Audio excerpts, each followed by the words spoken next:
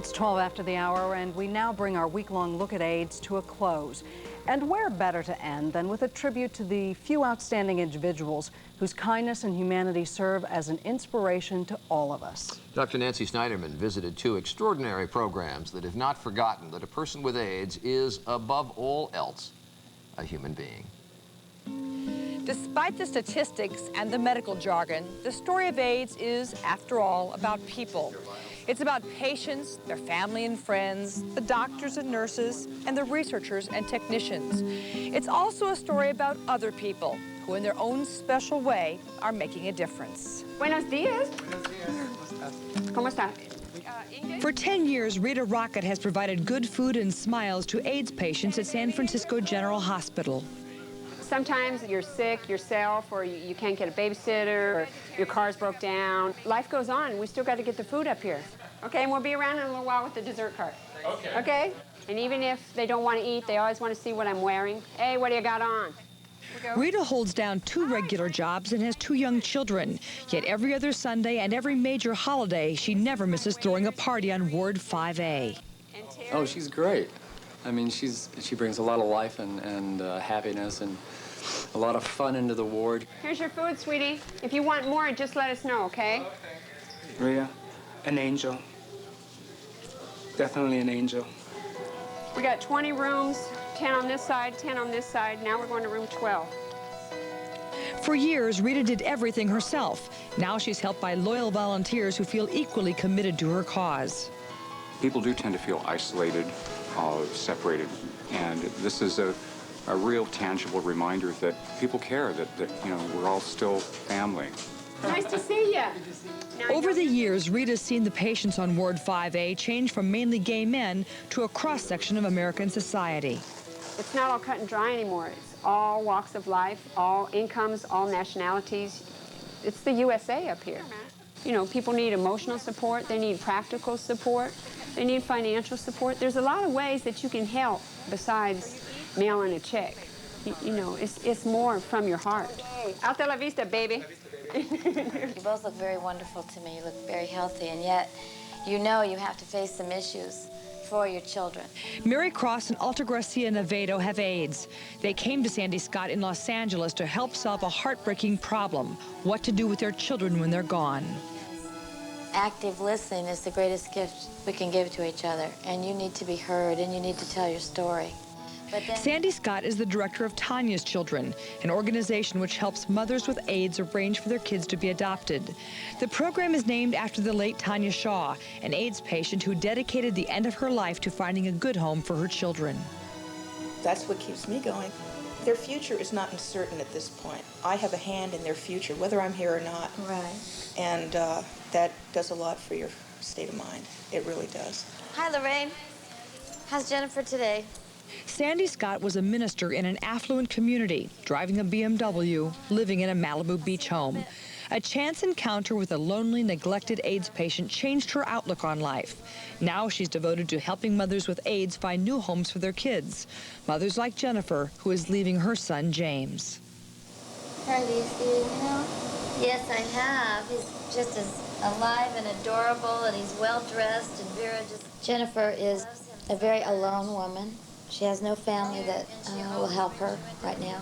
She had heard about Tanya Shaw and decided that she also wanted to help pick out the parents for her son. And she has been very courageous. She has done her legacy work. There's a video for her son. There are photo albums, artwork, letters to him, that she really is leaving a piece of her heart for him to have forever.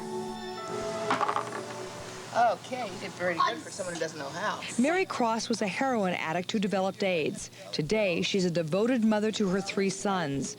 She turned to Sandy Scott for strength and guidance to face the inevitable. She just shared with me today that now she's very frightened. She's gotten some test results that are very scary, and she said, can we accelerate this now? Through Tanya's Children, I will be able to find a family to adopt them, and I will be able to get to know that family, and my children will be able to get to know them too, up until the time that I pass on. We love singing We Are Family and One World and Let's Heal the World. We love singing those songs, but we have to live it now.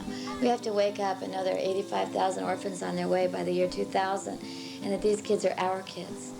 And it's time to open our hearts, our families, and our homes to these children.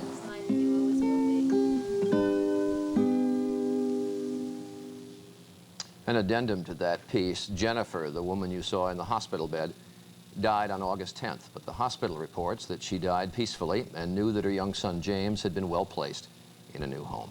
Dana? And well taken care of. Well, perhaps there is no greater memorial to those who have died of AIDS than the AIDS quilt. It's a handmade legacy created with love by their friends, their families. Here are a few of their stories. Lay your burden down, lay it down, let it fall away. I first heard about the Names Project at the same time that I saw the quilt for the first time on the Washington Mall, and I went with my husband, who at that time already was infected with HIV. He asked me about a month before he died if I was going to make him a panel, and I said yes. I think he knew that it would be something that would reflect the life that we had together, which was a very good life. He was a wonderful father. He loved children. He was a thinker and a doer. I think that's the thing that really made him sort of unique. He was an absolutely amazing man. The quilt, it helped me focus on what really was important to me about Bob, and it may sound sort of weird or corny, but it's true. I realized that that's where Bob belonged. He's in the right place. We're alive when so many are gone. Alex gave us a lot of strength. We found out together that she was sick and that I was sick also, you know, at the same time. And right away, I just canceled my feelings and I concentrated on hers. You know, our daughter was probably stronger than most adults. She was full of life. She wasn't a quitter. We were always there for her, so she had nothing to worry about. So all she had to do was just try to hold on to whatever she could of life. And that's what she did. And when she passed away, you know, I didn't give her up like that easily. You know, it was hard for me to give her up, and I saw her lying there.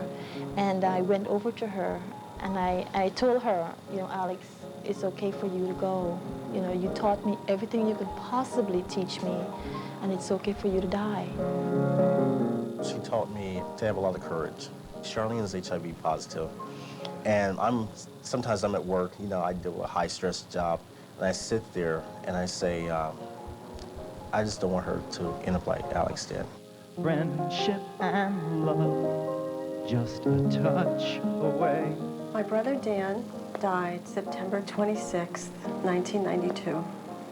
And when we started the quilt, it was in October, and it was a reason for us all to get together, and we just bonded, and it was a place to grieve. We had our own bereavement group, and we kept him alive in a way, you know. That was such a wonderful picture. I never saw him laugh like that. From the time he was born, he was kind of like my little brother, so I always had my arm around him, which, you know, was ironic because I, in a sense, was always under his arm. You know, he always protected me. He loved animals, and he loved just being outdoors and discovering new things, and he loved Christmas. You look like a ring. I know that just by looking at that quilt, you can get to know him. You know, the first quilt that we donated was a wonderful experience. And it was a wonderful feeling to hear someone look at that quilt and say, wow, this person must have been so loved.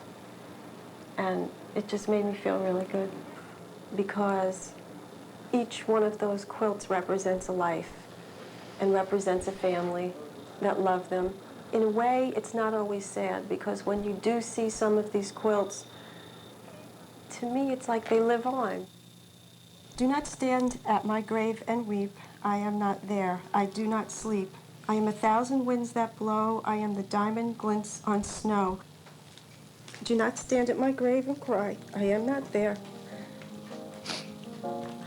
I did not die. Lay it down, let it go away.